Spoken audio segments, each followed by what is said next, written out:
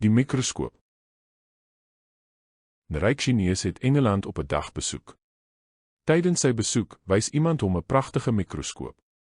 Dit het hom so beïndruk dat hy een vir homself gekoop het en teruggeneem het China toe om daar te gebruik. Maar eendag ondersoek hy 'n klein korreltjie van die rys wat hy vir aandete gekry het.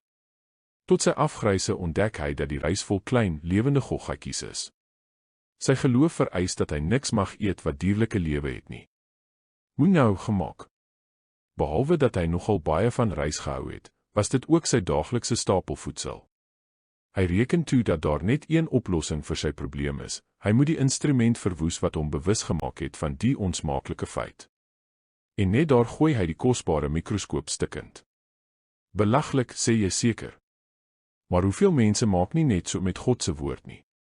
Die Bybel word geminag en verwerp, en daar is mense wat dit graag sommer heeltemal sou wou vernietig. Hoekom? Omdat dit presies sê hoe sondig hulle is.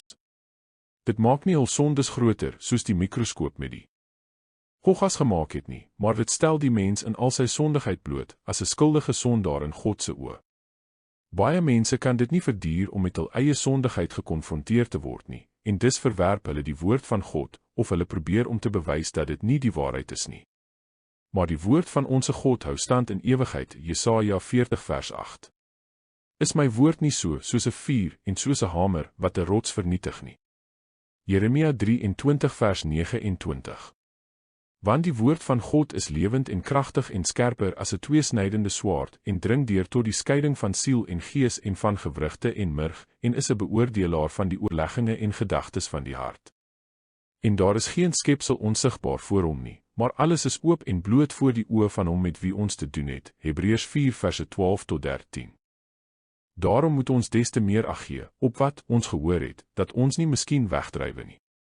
Want as die woord deur engele gespreek onwankelbaar was en elke oortreding en ongehoorsaamheid regverdige vergelding ontvang het, hoe sal ons ontvlug as ons so 'n groot saligheid verontagsaam wat, nadat dit wat eers deur die Here verkondig is, aan ons bevestig is deur die wat dit gehoor het. Hebreërs 2 verse 1 tot 3. Maar terwyl die woord van God die mense ondergang aan die lig bring, bied dit terselfdertyd God se oplossing. Al was julle sonde soos skarlaken, dit sal wit word soos sneeu, al was dit rooi soos purper, dit sal word soos wol. Jesaja 1 vers 18, want so lief het God die wêreld gehad, dat hy sy eniggebore seun gegee het, sodat elkeen wat in hom glo nie verlore mag gaan nie, maar die ewige lewe kan hê. Johannes 3 vers 16. Moenie die instrument wat God se verlossing tot die ewige lewe bied verwerp nie.